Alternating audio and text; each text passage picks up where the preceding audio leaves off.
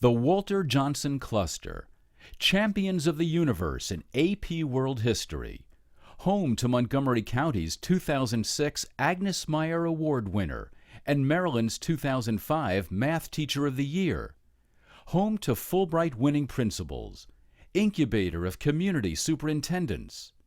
9 schools, many needing modernizations and additions, excellent teachers, changing demographics, active parents, welcoming home for special education students, high-achieving schools, schools under stress. Statistics and test scores are useful to illustrate the challenges facing our cluster. But to make it real, we went to the people on the front lines, the administrators, the teachers, and paraeducators. They'll tell you about the challenges faced by our schools teaching students who live 1 block away from the red zone, or teaching students who live in the red zone but attend a special education program in our cluster, teaching these students without the support services typically provided to red zone schools. They will tell you about communication with non-English speaking parents in a cluster without a single parent outreach coordinator. They'll tell you about teaching in a cluster with one of the highest special education populations in the county. And they'll also tell you about what they are doing to ensure success for every student. When I came on board last year at Walter Johnson as the acting principal, one of the first things that we were asked to do was to come up with a list of names of eligible African American males who would qualify for a Morehouse scholarship. So we looked at our seniors, and when the word came back to me that not one student qualified here at WJ, I realized that something was wrong. WJ has an incredible reputation. It's a phenomenal school, but we can always do better. And just like in other places in the county, there are certain underrepresented students that we had to sort of pull the curtain back on and make sure that they were going to have the same opportunities as everybody else. So we began something that we call the Minority Scholars Program. And actually the students gave it that name. It's a group of administrators, faculty, and students who've come together in order to change the academic culture here and make sure that it's inclusive for everyone. We want to make sure that all students are being given the opportunities to participate in honors and AP classes. We want to make sure that all students are being given the supports to be ready for the SAT. And we want to make sure that all students are being given supports and guidance in the college application process and also in the search for scholarships. From last year to this year, we've had a 31% increase in the number of seats in honors and AP classes for minority students, African American and Hispanic students here at Walter Johnson. Just opening the door and inviting students in has had a tremendous benefit for us. And a lot of it's coming because our students are the ones doing the inviting. We have students from WJ who go to Tilden and North Bethesda, where they've also started minority scholars programs. And they tutor there, and they're mentoring kids there, encouraging them to make sure they take the rigorous road through high school and middle school. I'm proud to say that this year, when we were asked to look for Morehouse, we had 7 African American male students in the senior class who qualified. When I had the conversation last year about starting this program, we said we'd make sure that we would never again have a year where we wouldn't have a qualifier. And so we're on that road, and that's where we're going to keep going.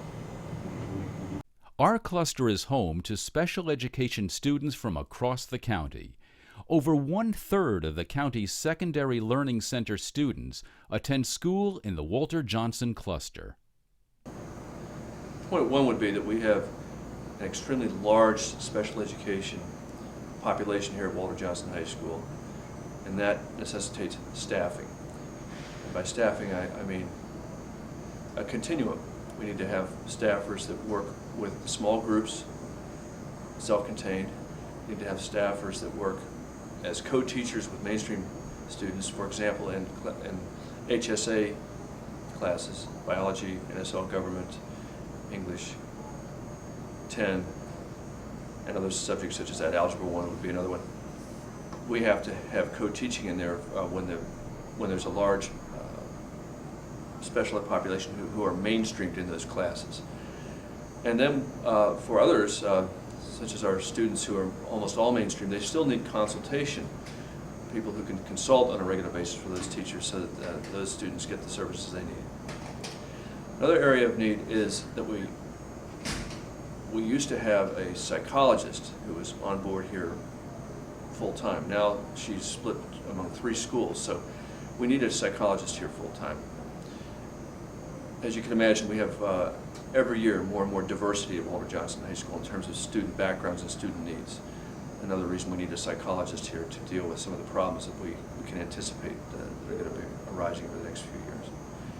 So yes, we have a very strong school here, but it's a school that's under stress, and these are some areas of need that I can address as a special educator at Walter Johnson High School. What's working? Extended time and group work, having students help peers, getting to know each student as a person. Hi, I'm standing here at the Lux Manor Rainbow Playground in honor of Marilyn Tucker, one of our former teachers. And the playground was built by the PTA and some of the teachers because we have a very large disabled community of children in our community-based program. It was the idea of our community-based teacher, Meredith Milk, to get the PTA together to raise the money to build the playground, and has been a wonderful asset to our school. Teachers consistently spoke of the need for more staff to implement and support least restrictive environment. In their words, our staff does a tremendous job with students in our learning center. Both special ed and general ed teachers try to meet individual needs. The unfair, yes unjust, expectation that 1/4 of our students who are, by definition, below grade level will magically perform on grade level in MSA testing has to be addressed, or we will consistently not meet AYP. This responsibility belongs to those at much higher levels in both state and federal governments. We welcome and nurture students from other clusters who are handicapped. We should not be punished for this by being labeled an underperforming school. We are not staffed with enough teachers, and we desperately need a special education coordinator. Coordination takes up an inordinate amount of our principals' and counselors' time, which takes away from other needs at our school. Staff is not allocated for the many general education classes that special education students have to take, like PE, health, and electives.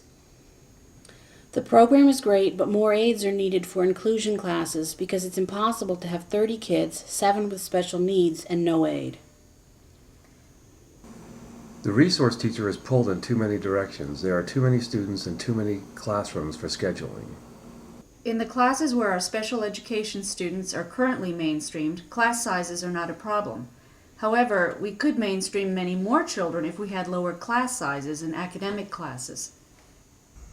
One of the things that I do here in terms of disability awareness is in every September I go into every science class in the building and talk about different kinds of disabilities, what it means to have a disability, what it's like to go to school with a disability.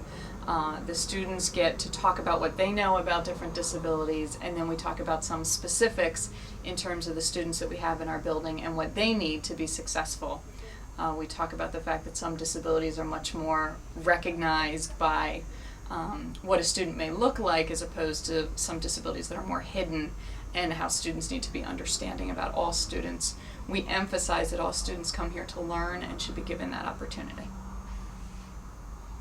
Our test scores show that poverty has the most pervasive effect on student achievement. Students at all levels lack materials, elementary students come to school hungry, and issues with academic readiness and foundational skills compound as the students move from elementary to middle to high school. High mobility rates exacerbate these effects. Teachers answer the question, do socioeconomic differences impact instruction?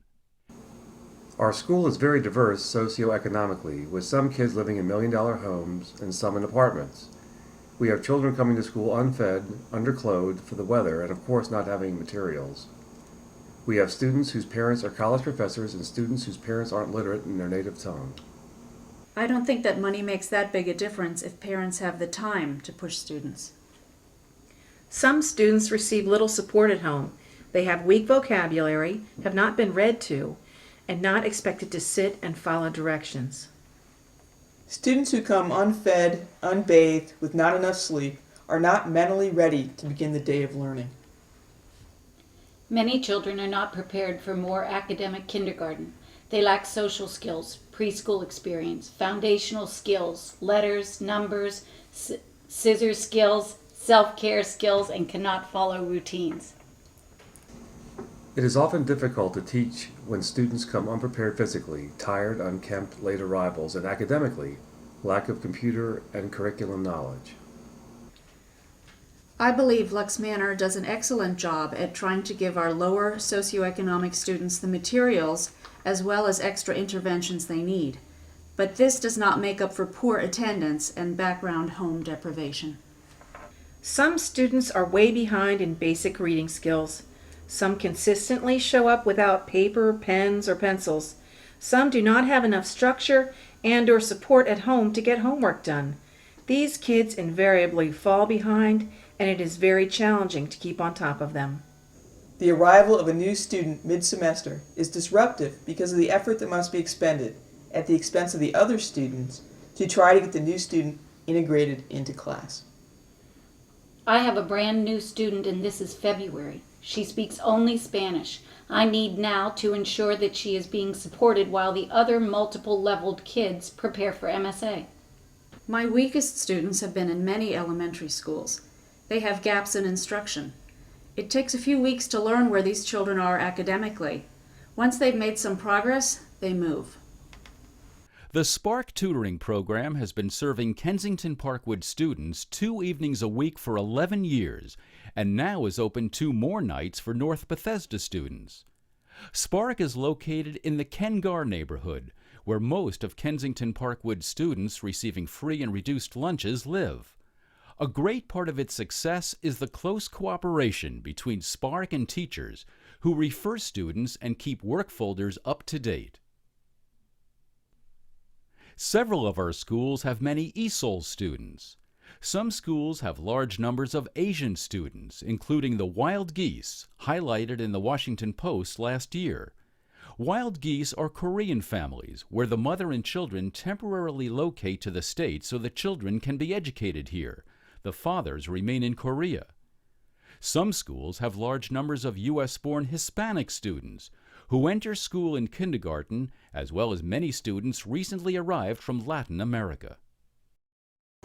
Even after ESOL students have exited the ESOL program, it still is difficult for them to access the mainstream educational information and the academics that they're being exposed to. I mean, research shows us that it can take as many as 5 or 7 years before students or people become fully bilingual and to the point that they can study and learn in a second language. And this can have a tremendous impact in the classroom where the teacher needs to be differentiating material for many different levels of English language learners, those who are still in ESOL and those who have exited. Present a challenge for the teacher, and these students really require quite a bit of extra help in order to be able to fully realize their potential. Teachers answer the question, do you find homeschool communication with families of ESOL students challenging? What's this word? Immigration. It can be challenging when there are communication issues and cultural barriers, but ESOL counselors, language line, and interpreters have been helpful. We can use the language line to call people, but it is still hard for parents to phone us. They are embarrassed when they can't communicate. It takes 2 weeks' notice to request a translator, and you must provide 3 possible dates and times. This alone requires more parent-teacher communication without an interpreter. More than anything else, the time lag presents communication problems. I've had to talk to a sibling to communicate with parents, and have had problems with the siblings taking the student's side, so I cannot directly discuss the student with the parents. When a parent comes to the office and needs to pick up a child or has a question, they have a hard time communicating what they need, or our answer is hard for them to understand. If the student